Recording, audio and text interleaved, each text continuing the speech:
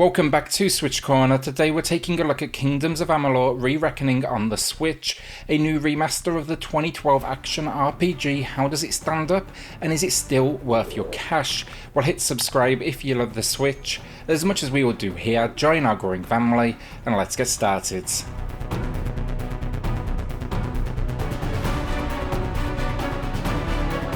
So story here, it was handled by a seriously impressive team. R.A. Salvatore, the New York Times best-selling author, and Spawn creator Todd McFarlane. The story, though, it is simple enough to start things up. You are a warrior that was slain in battle. Dead, you are being transported to a morgue of sorts when you basically awake.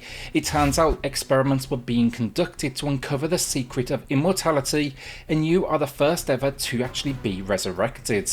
Now you must get out into the world of Amalur and rescue it from a war. It starts relatively simple, as I said, but within those first few hours, this story, it branches out. There's a ton of characters that come into play, and then there's a whole host of optional side quests that are yours for the picking.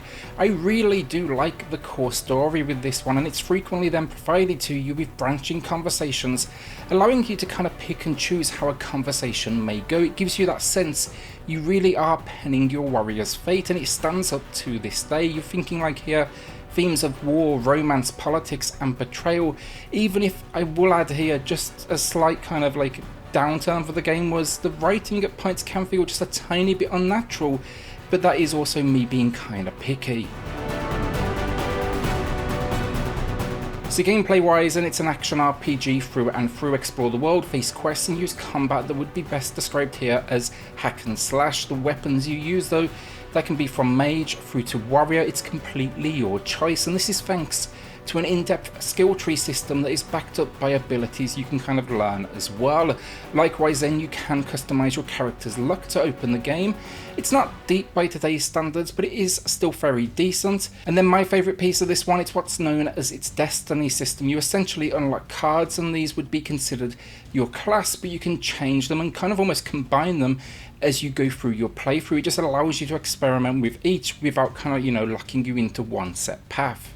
The combat choice I went with was a big old sword, a bow for ranged attacks, and then your hero comes with magic attacks as well. These can be accessed with a quick tap of the right trigger followed by the corresponding face button. Personal favourite of mine was the electricity based attack that seemed to work against just a huge number of foes. Combat then is rounded out with what is called Reckoning mode. This is linked to the purple meter you see in the top left of the screen. It's below your health bar, and once full you're going to hold down both triggers, and once activated you basically become overpowered. Time slows down, and then you can even pull off some flashy executions to wrap up the battle, and that definitely never got old watching me pull these off. All these battles then award XP, leveling up your character, and Reckoning in particular boosts this, so it's good for moments when you're close to that next level. With each level though, you'll receive points to spend on skills and capabilities. Skills are kind of the way you'll shape your character, from let's say your ability to persuade in a conversation to your skills at lockpicking, something I urge you to level up because you'll be doing that a lot. But even you could do something like, let's say, your stealthiness, how good you are at it, something I honestly rarely used in this particular run. Likewise then, you'll also get points for your capabilities. Think here more your skill level with a certain weapon type, or maybe an attack that you can do. It's very cool stuff. I tended to lean towards the defensive though, because health definitely drops very quickly in some of these battles. Outside of combat then, the game's all about that exploration, and Amalur is an impressively sized world with a lot to see on foot, and understandably so given the setting.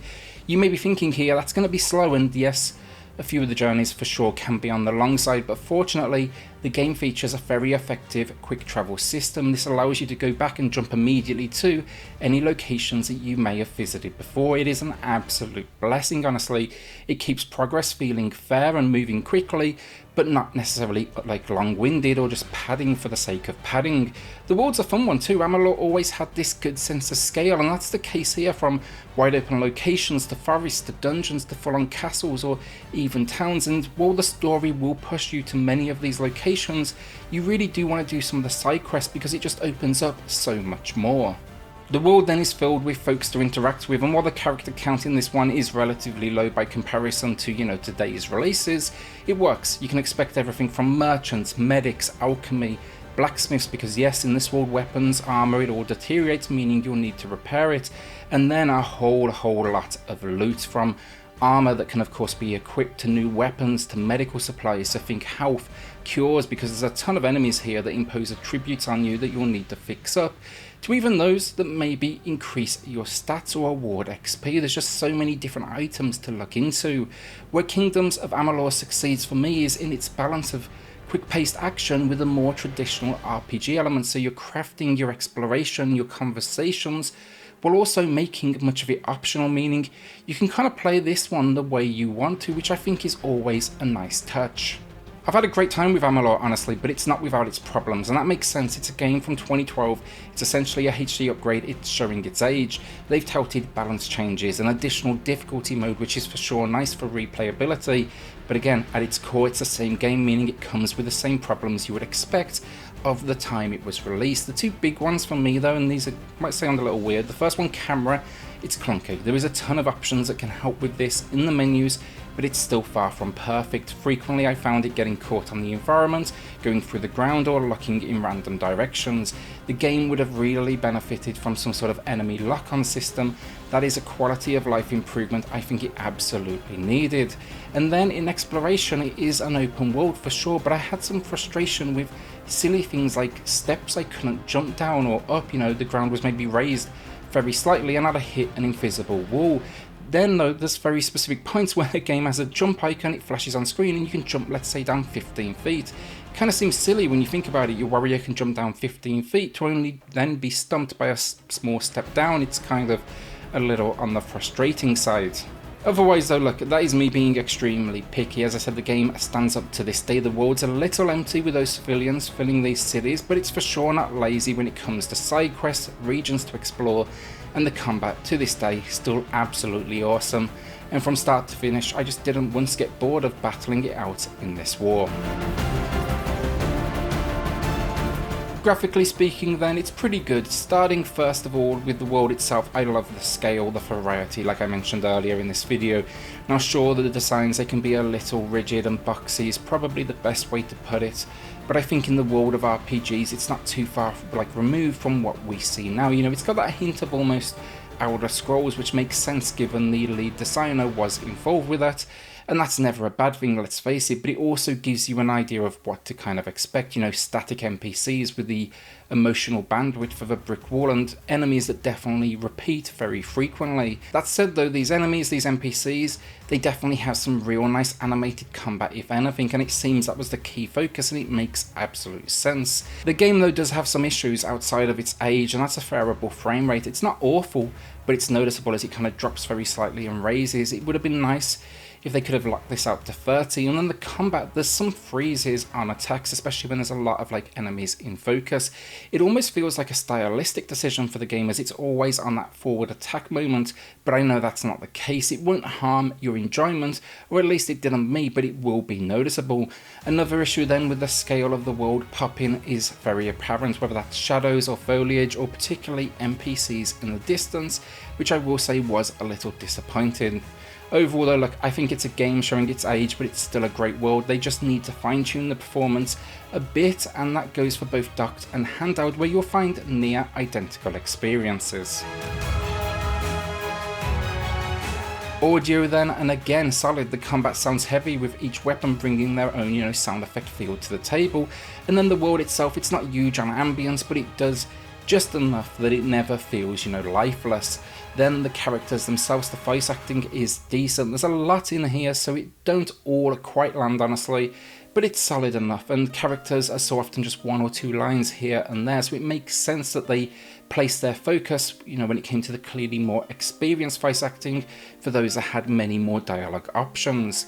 The music is the real winner though, a great soundtrack score with that epic nature. I think lots of orchestral and mystical pieces, and yeah, absolutely just kind of reinforces the epic adventure you find yourself facing. So the final verdict, and while it's not a huge upgrade, it was still a pleasure to revisit this world. The exploration, the RPG elements, in ways are for sure showing their age, but the combat, it is just absolutely, it's just fist scroll, it stood the test of time, and that's thanks to the varied design and its combos and weapons and how quickly you can change things up. It just didn't once get dull, or the scale in regards to things like NPC count or, you know, enemies. It might not be quite up to the standard of a release in this generation. There's still a lot to like and a whole host of interesting locations to uncover. I had a great time, honestly. I just wish there was a few extra tweaks, you know, the ones the game deserves in my opinion, like that ability to lock onto an enemy with ease and maybe some extra freedom in exploration. But otherwise, look, fans of the genre and this game in particular, you should absolutely pay it a visit, especially if you like a good story, because this one is a blast of a ride.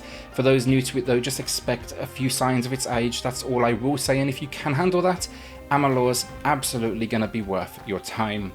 With that, a good 7 out of 10 from me. I think it's been priced absolutely fairly. It's just for many not going to quite be the upgrade maybe you expected, and in 2021 its problems, they're a little more noticeable than ever. Will you be adding this one to the library or skipping it for the time being? Maybe it's going to be a wish list and wait for a sale. Totally understandable if so, especially if you have kind of went on this adventure before.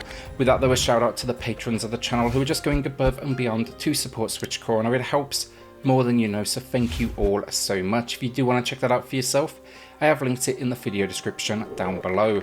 Then hit subscribe if you love the Switch as much as we all do here. Join our growing family, and I'll see you all on the next video. Thanks everyone.